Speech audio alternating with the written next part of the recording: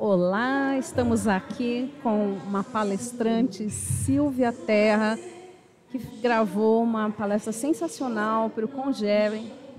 Ela fala sobre liderança inclusiva e a gente vai bater um papo aqui com ela para ela contar um pouquinho para a gente sobre o tema. Tudo bem, Silvia? Bem-vinda. Tudo bem, agradeço a vocês por essa oportunidade. É sempre muito bom poder falar para um público como esse do Congere. E eu fiz questão de vir aqui presencialmente também para conhecer esse evento maravilhoso, essas pessoas todas que estão lidando e trabalhando por um processo mais humanizado de RH, né? Acho que tudo isso faz muita diferença. E falar sobre liderança inclusiva coube como uma luva, sem dúvida, nesse contexto, né? As pessoas no centro do mundo. Exatamente. E quando a gente olha para as empresas, a gente vê claramente que existe uma preocupação, né? Eu sou sócia da For All. A For All hoje tem vários clientes de diferentes portes, diferentes tamanhos, diferentes indústrias, e isso nos anima muito, porque quando a gente fundou a For All, eu e Ana, que é minha sócia, a gente pensava que era preciso fazer alguma coisa para que o mundo fosse mais inclusivo. Era quase como se a gente tivesse uma ideia assim fora do contexto, né? Muito surrealista até, de que a gente pudesse mudar o mundo a partir das pessoas. E aí a gente foi evoluindo um pouco essa ideia e pensou em mudar o mundo a partir das empresas, entendendo que as empresas têm um papel fundamental nesse contexto de criar um ambiente que permita às pessoas todas serem mais inclusivas, mais tolerantes, mais acolhedoras. Esse processo facilita a inclusão não só da diversidade, a gente fala em educação e gestão da diversidade, mas quando eu falo de liderança inclusiva, eu estou falando de permitir às pessoas serem quem elas são, se sentirem incluídas no ambiente, porque afinal o pertencimento, esse senso de pertencimento, a vontade de pertencer, ela é natural do ser humano. Nós ouvimos isso hoje de manhã, né? Nas palestras de hoje, a gente ouviu falar muito sobre isso, muito sobre acolhimento, muito sobre essa necessidade do ser humano de pertencer, de ser cada vez mais humano, de reaprender a ser humano, né? E por isso que eu digo que as empresas têm um papel importante nessa reeducação do ser humano, na reeducação da pessoa adulta, que aprende algumas culturas, algumas crenças, alguns vieses, muitos vieses, que será um tema, inclusive, a ser tratado aqui amanhã de manhã, não percam. Quando a gente fala disso, quando a gente percebe que a gente tem vieses, que a gente tem algo a percorrer em relação a uma reeducação cultural, aí a gente entende que as empresas podem contribuir ao criar uma ambiência que favoreça a reflexão de cada uma de nós, de cada pessoa dentro desse contexto. Então, quando eu falo de liderança inclusiva, eu falo um pouquinho de tudo isso e do como que a gente pode se perceber nesse papel, que não é um papel só da liderança, né? O tema pode fazer parecer que só uma pessoa em uma posição de liderança tem essa responsabilidade. Mas é liderança de si, né? Você exercendo a liderança frente a este, eu vou dizer que é um movimento, né? Um movimento inclusivo, né? E é interessante, né? A gente estava até comentando com os outros profissionais, os temas que a gente teve aqui, como que a gente, falando de pessoas centradas, né, no mundo, as pessoas no centro do mundo, todos nós estamos falando aqui dentro de cada tema, falando exatamente disso, né?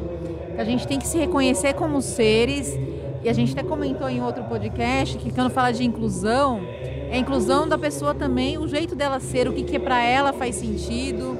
E é que você falou, não está falando só de diversidade, é ela como pessoa mesmo, né? Dentro daquilo que ela acredita. Então vai muito mais além. E a liderança não é só um papel do gestor. É a autoliderança. É a autoliderança. É você estimular e você extrair a riqueza de cada pessoa para dentro e benefício da própria empresa. Sim, sem da dúvida. Pessoa, do conjunto de colaboradores, de todo o ambiente. E é isso que realmente vai fazer com que se maximize as capacidades, as competências. Então, eu entendo quando você fala, Silvia, que liderança não é só do líder. Claro que não, é a liderança de cada um, sim, porque eu acredito muito que começa sempre com a gente, com cada um de nós. A gente ouviu isso hoje também, né? Essa mudança começa por dentro. a influência que eu exerço em cada pessoa que está ao meu redor, seja uma pessoa liderada, uma pessoa que é minha par, uma pessoa que está acima, numa hierarquia, né, da organização, todas essas pessoas podem ser impactadas umas pelas outras, porque afinal nós somos seres sociais, é exatamente, né? Isso, nós né? precisamos estar em comunidade, em sociedade, e é nesse contexto que a gente cresce. Só que para isso, para que eu realmente possa exercer o meu potencial, ser o meu melhor, eu preciso poder ser quem eu sou. Eu preciso poder estar naquele ambiente como Sílvia, como a Sílvia inteira, no contexto em que eu me dou para aquele ambiente como eu sou. E eu permito a você ser quem você é, eu permito a você ser quem você é, porque na medida em que eu me acolho, eu acolho as outras pessoas. Juntos contribuímos. O que você acha, quais, vamos dizer assim, se você pudesse dizer, quais são as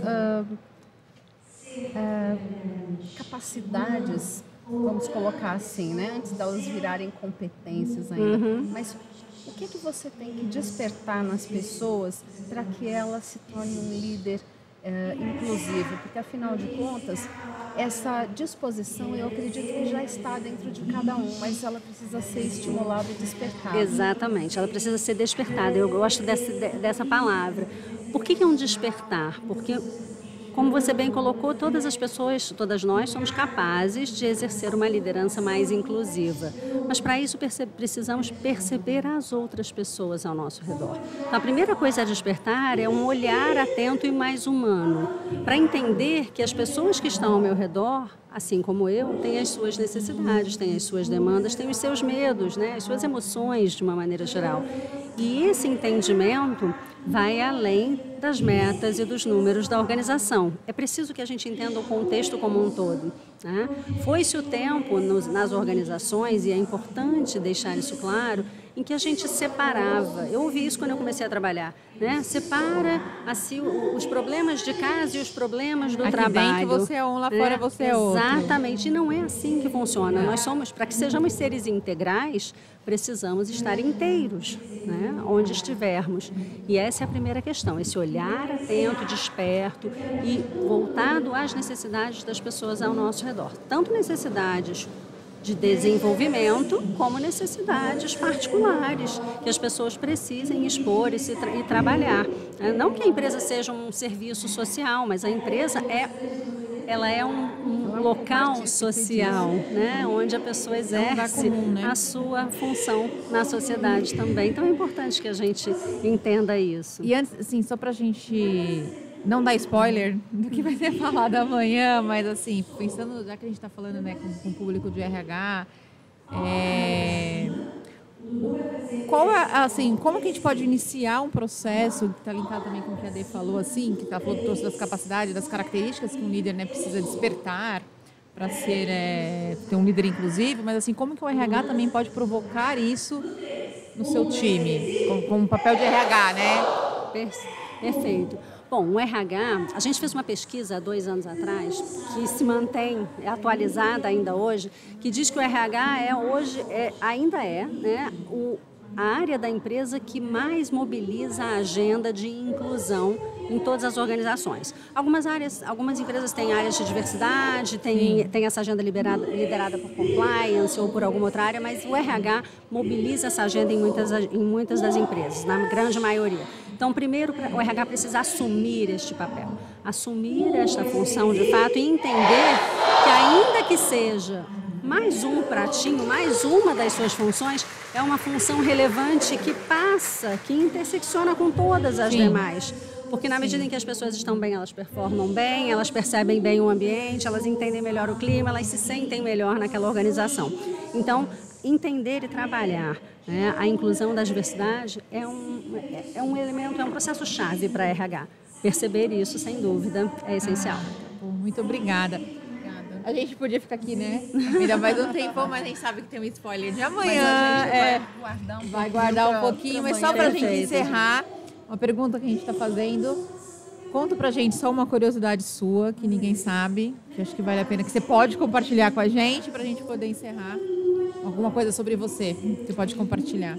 Opa, vamos lá. Vocês não me prepararam para essa, Não, mas tudo mas bem. é algo- É assim, é que ninguém saiba mesmo. Então, eu vou dizer o seguinte, eu sou uma pessoa super introspectiva, né? Mas que tenho trabalhado muito no controle das minhas emoções. Olha que interessante. Então, até fazendo mais um elogio e para quem não assistiu, deixando, né, uma dica que assistam, quando a gente teve hoje uma palestra sobre inteligência emocional, eu sempre digo, e eu sempre uso exercícios de inteligência emocional nos treinamentos que eu dou, porque eu acho que essa é uma ferramenta muito importante para a gente trabalhar. E eu venho trabalhando muito isso para poder estar aqui em público com vocês. Tá ótimo. Muito obrigada. Então, até amanhã, estamos ansiosas. Muito obrigada. Obrigada. Obrigada a vocês. Até a próxima. Eu que gente. agradeço.